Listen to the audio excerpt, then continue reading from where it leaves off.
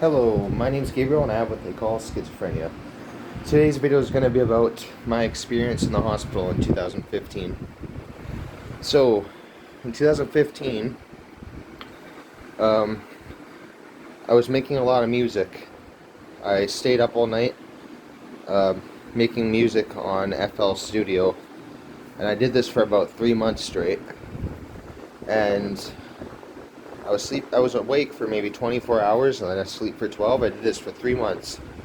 And basically, one night, I had a psychotic episode where I thought that people were coming to kill me and my family. So of course, because I really believed this was happening, I freaked out, did some things I shouldn't have done, um, said some things, and then when I went to bed that morning, I woke up to the police right beside me, and they drove me to the hospital. So I spent 9.5 weeks in the hospital. It started out with this 72-hour assessment, and then they moved me to the bigger ward. And at the time I was 16, but they put me on the adult ward, which was really cool because this allowed me to leave the ward and go out and smoke a cigarette in the yard a few times a day. So I spent 9.5 weeks there. I really hated it, and when I was there, I really didn't like it, but I was thankful that I could at least go off the ward and have a cigarette in the morning and all that. But yeah, I spent 9.5 weeks. I made a few friends. I'm not in touch with them today, but yeah, I made a few friends. At the time, I didn't believe I was schizophrenic, but they diagnosed me with schizophrenia. And at this point, I had never heard a voice in my entire life. I mean, I heard a few voices before I got admitted, but that was just in my psychotic episode, and I didn't really consider it. I didn't think it was something related to schizophrenia. So they diagnosed me with schizophrenia.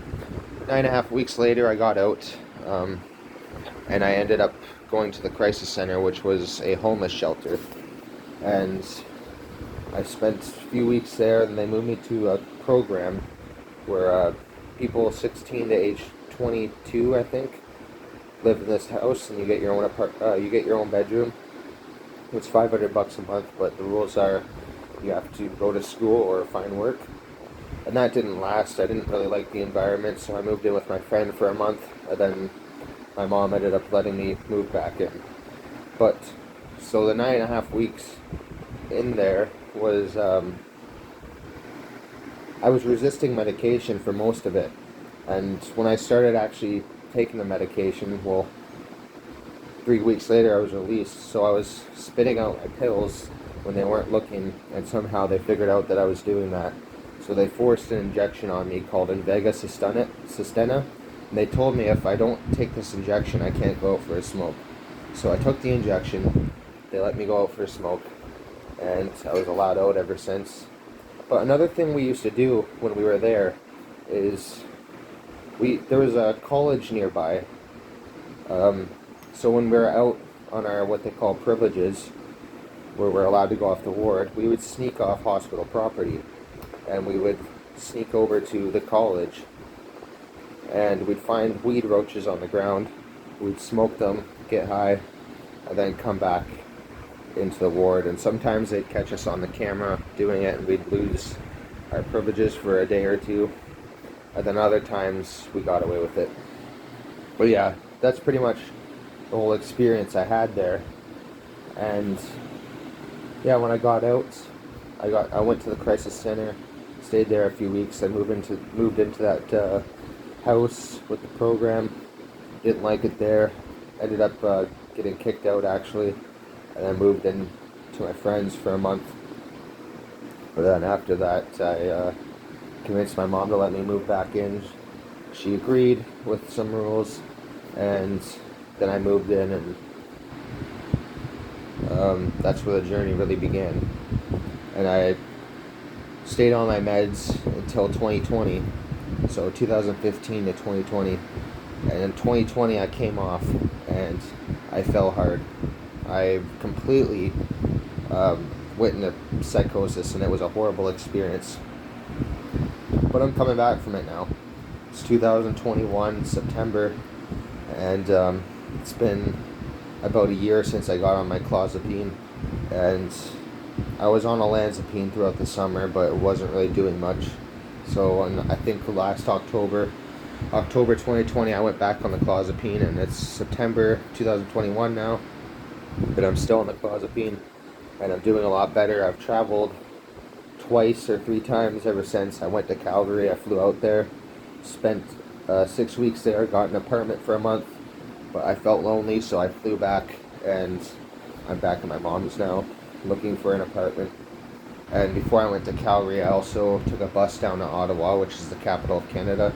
I got 2 nights in a hotel room at the Holiday Inn Express, and took a bus back 2 days later. But yeah, ever since I started recovering, I've been doing lots of stuff when I can. So I've been pretty isolated for the last month. I got back from Calgary, Alberta on July 28th, I think, and it's now September 4th, I believe.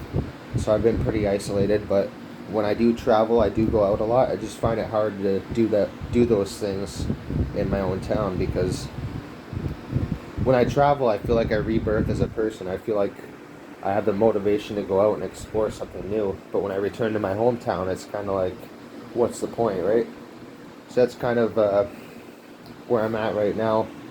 I might go to Ottawa again sometime in the near future, but my main priority is getting a vehicle once I get my license, and also getting an apartment. So I'm on a list, hopefully, to get a geared to income apartment. I might have to have a roommate, but you know what, I don't really care. It's one of the first steps to being independent is getting a place away from your parents. And yeah, so right now I have my G1 license, which is a learner's permit, and in a couple months I'll be able to take my road test. Once that's done, I'll be able to drive anywhere in Ontario.